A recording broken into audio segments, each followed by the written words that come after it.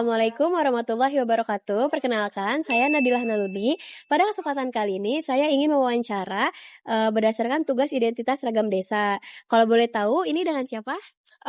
Nima Devi Suantari. Oke, kalau boleh tahu, kamu itu asli atau warga lokal atau ingin menceritakan berdasarkan pengalaman pribadi? Aku dari pengalaman pribadi. Oke, kalau boleh tahu, kamu pernah punya pengalaman pribadi di desa mana? Aku pernah punya pengalaman pribadi di Desa Bukti. Itu tuh ada di Jalan Air Sani. Itu di Kabupaten Kubu Tambahan. Oke. Kalau misalnya di desa tersebut itu gimana sih kondisi sosial budaya, peraturan desa atau adat istiadatnya? Boleh diceritakan? Untuk keadaannya itu kayak untuk pengalaman pribadi tuh aku pernah ngalamin kayak kan di desa aku tuh dekat pura kan. Nah, puranya ini tuh dia nggak boleh dimasukin cewek sama sekali, dan itu tuh harus cowok. Dan kalau pas masuk ke pura itu tuh kita nggak boleh ngomong. Kayak satu patah kata pun ngeluarin suara Jadi tuh nggak boleh. harus diem gitu. Harus diem. Itu peraturan dari dulu atau gimana? Udah dari dulu ternyata kayak gitu. Kalau misalnya kita ngelanggar itu kira-kira ada ininya nggak? Ada sanksinya nggak atau gimana gitu? Kayaknya aku kurang tahu ya. Cuma kalau kata orang-orang tuh bakalan ada hal buruk aja yang terjadi, tapi aku kurang tahu itu hal buruknya dalam berupa apa gitu. Perkenalkan, nama saya Nadilah Naludi. Pada kesempatan kali ini saya ingin mewawancara Miss Wiwi. Oke, langsung saja Ibu. Ibu asalnya dari mana kamu? Oh ya, terima kasih sebelumnya ya. Waalaikumsalam warahmatullahi wabarakatuh. Nadilah. Nadila. Iya. Oke. Kebetulan saya tinggal di Tiga Raksa. Itu sebuah wilayah di Provinsi Banten, Kabupaten Tangerang. Memang dari asal namanya Tiga Raksa terkesan wow, raksasa ya. Betul. Memang pada zaman dahulu kala saya pernah mendengar entah bagaimana ceritanya. Tiga raksa itu berasal dari kata tiga raksasa. Bukan tiga raksasa artinya jadi 3 orang pendekar begitu. Nah, di sana ada bermacam-macam cukup banyak cerita sejarah di dalamnya, orang-orang tokoh-tokoh agama terutama yang mulai mendirikan wilayah Tiga Raksa. Nah, Tiga Raksa itu dulu adanya sebelum sekarang terdapat komplek pemerintah Kabupaten Tangerang. Jadi ibu kotanya di Tiga Raksa. Kebetulan dari rumah saya hanya 10 menit ke komplek pemerintahan itu. Nah, sebagai informasi, komplek pemerintahan yang sekarang dibangun itu awalnya itu adalah sebuah perkebunan karet milik Belanda. Jadi pada waktu saya masih kecil itu sekitar SD tahun 80-an itu, kalian belum lahir pastinya, itu masih berupa kebun karet yang sangat curam, terjal. Tetapi itu dikelola, pohon karetnya diambil jadi biji karet gitu ya. Jadi karetnya itu disadap namanya. Disadap artinya disodet, mengeluarkan cairan karet kan. Nah, itu ada setiap hari orang yang memungut hasil sodetan itu dan menampung air karet itu dari pohon karet. Nah, itu yang saya ingat waktu kecil ya. Assalamualaikum warahmatullahi wabarakatuh. Sebelumnya perkenalkan, nama saya Nikesha dan di sini saya sedang bersama narasumber saya yang bernama Aku Adelia, kelas 12 Oke, jadi di sini saya akan mewawancarakan tentang desa. Sebelumnya boleh tanya nggak, kamu identitas aslinya itu dari mana? Aku tinggal di Kampung Dongkal dan sekarang masih menetap di situ. Kira-kira seperti apa sih kondisi sosial budaya atau peraturan desa, adat istiadat atau cerita pokoknya gitu-gitulah di desa kamu? Kalau misalnya masyarakatnya, Kampung Dongkal itu mayoritas menggunakan bahasa Indonesia. Tapi ada juga beberapa yang menggunakan bahasa daerah, kayak bahasa Jawa, bahasa Betawi, bahasa Sunda. Terus juga kalau mengenai adat istiadat itu ada suatu kebiasaan. Jadi di mana kalau ada keluarga yang meninggal, itu nanti ibu-ibunya itu bakalan ngumpul dan masak-masak. Terus makanannya itu akan diberikan kepada keluarga yang sedang berduka. Oke. Kira-kira seperti apa kondisi geografis desa kamu? Kampung Dongkal itu letaknya ada di pinggiran kota, jadi panas. Terus juga udaranya udah gak bagus. udah bercampur sama polusi. Perkenalkan, nama saya Nikesha dan di sini saya akan memberikan wawancara tentang tema identitas ragam desa. Di sini saya bersama dengan Cyril. Iya. Oke, kamu dari desa mana dulu nih?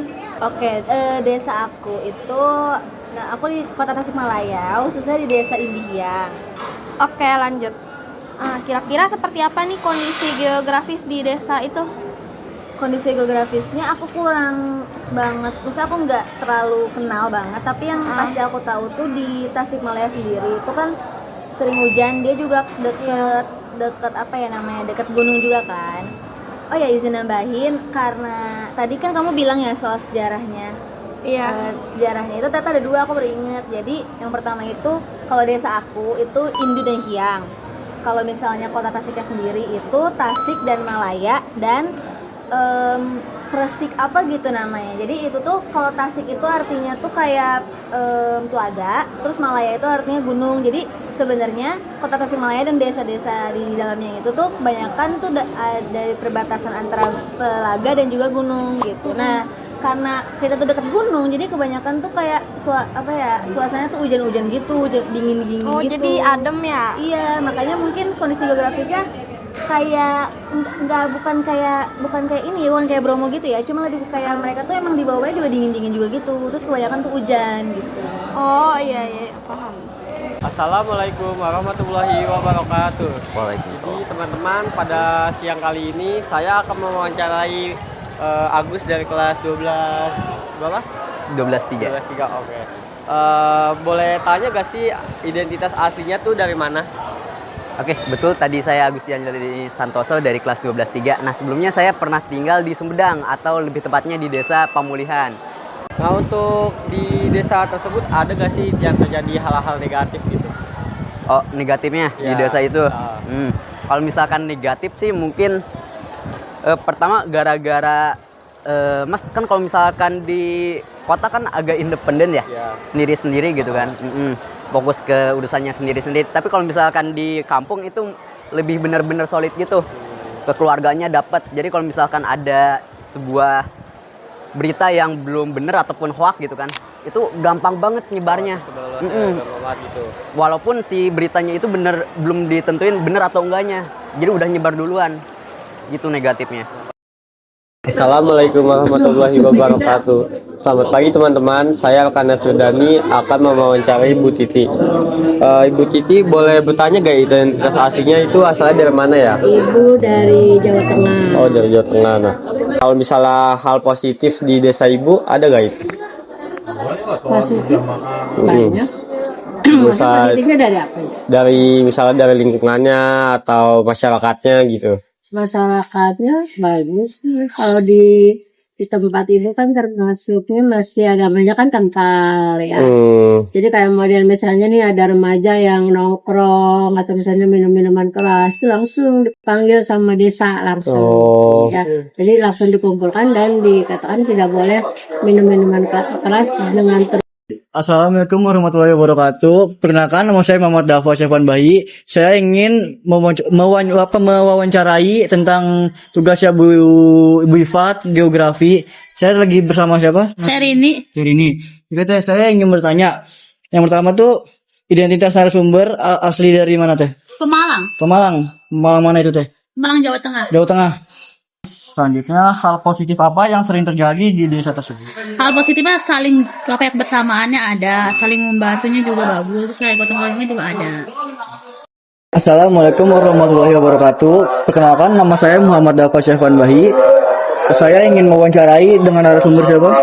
Perkenalkan, nama saya Muhammad Rizky Himawan. Oke. Yang pertama pertanyaannya, identitas narasumber berasal dari mana? Jadi saya itu berasal dari Kota Pemalang, Jawa Tengah, Desa Surajaya. Saya asli warga lokal situ.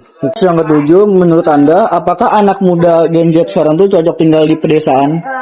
Kalau menurut saya sih anak muda Gen Z cocok ya, karena kalau di desa saya tuh jaringan udah oke, terus wifi banyak, tempat nongkrong banyak, kafe banyak, bisa buat balap lari banyak. Jadi yang terakhir nih, kalau menurut kamu kira-kira kayak anak seumuran kita atau Gen Z itu cocok nggak sih tinggal di desa tersebut? Cocok banget karena banyak tempat wisata di sana. Nah, kalau dari tempat desa yang tadi aku sebutin itu kayak cuma tinggal beberapa meter beberapa meter, kayak sekitar beberapa kilometer tuh dari kota gitu. Jadi tinggal enak gitu ya. Iya, tinggal kemana-mana tuh enak gitu, gampang. Lagi Miss, kalau menurut Miss, kira-kira kayak seumuran aku atau Gen Z lainnya cocok nggak kalau buat tinggal di dulu pas tinggal di desa-desa gitu? Kira-kira? Ya. Saya seusia kalian itu tidak tinggal di Tiga Raksa. Saya tinggal di Tangerang kotanya. Karena sekolah tidak di sana kebetulan. Jadi mohon maaf, sepertinya Anda harus beradaptasi dengan sangat dengan lingkungan dan alam sekitarnya. Tapi insya Allah dimanapun kita berada, pada saat tertentu kita akan bisa beradaptasi. Kalian bisa saja tinggal di alam tersebut atau di situasi seperti itu, asalkan ada keinginan untuk beradaptasi. Balik lagi ke diri kita. That's why. Oke. Oh ya, kalau menurut kamu kira-kira Gen Z kayak kita ini cocok gak ya buat tinggal di desa kamu?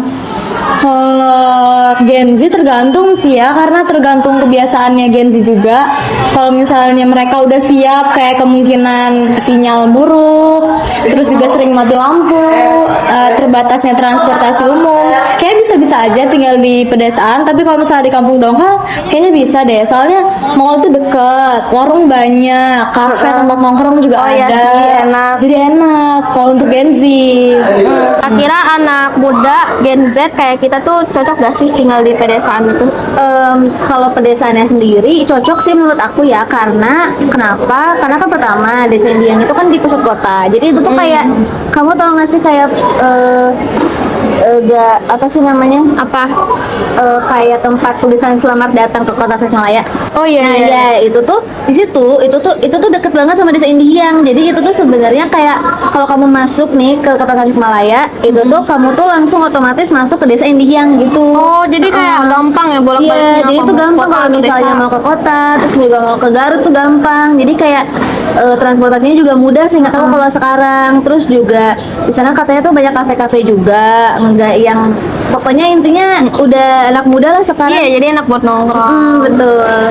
Kalau misalnya menurut Mas Agus nih, kita kan Gen Z nih, cocok nggak tinggal di desa tersebut?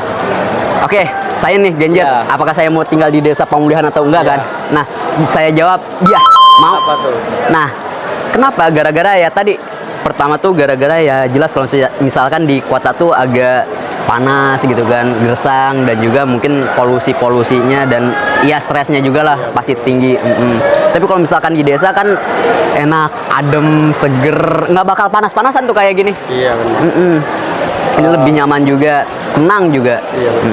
Kalau misalnya menurut Ibu nih Bu, apakah Gen Z nih kita cocok gak tinggal di desa Ibu? Kalau menurut Ibu, kalau misalnya Gen Z itu kreatif ya, sebenarnya tempat Ibu itu bagus untuk menciptakan lapangan pekerjaan ya. Kemudian tempat Ibu itu kan aslinya Brebes itu, mungkin kalian terkenal apa dengan Brebes? Brebes. Makanannya apa? Ada yang tahu nggak? Telur asin. Ya, telur asin. Sebenarnya itu telur asin itu banyak loh. Kalau misalnya nih orang-orang kota datang ke daerah Ibu, itu mereka pasti carinya tuh telur asin yang pulang kan. Misalnya nih buka lahan pekerjaan, lowongan pekerjaan, terus menciptakan pekerjaan ya. Nah, modal jurusan pertanian juga kalau mau standby di desa sebenarnya bagus. Kayak modal tempat ini kan bawang merah kan. Iya. Nah itu kalau misalnya nih lulusan pertanian mau ngurus desa, nah ngembangkan tuh gimana caranya supaya bawang merah itu hasilnya yang bagus gitu kan, hasilnya kan petani. Terus yang terakhir nih, menurut Teteh, apakah anak muda Gen Z sekarang tuh cocok untuk tinggal di pedesaan? Kalau menurut saya sih yang nggak cocok ya, karena Gen Z kayak kamu kan pasti kan pengennya keluar, sedangkan kendaraan di sana masih minim. Terus kayak sinyal juga masih kayak pedalaman kurang ya, kadang ada kadang enggak. Jadi kalau kata saya sih tidak cocok. Yang ketujuh, menurut Anda, apakah anak muda Gen Z sekarang tuh cocok tinggal di pedesaan?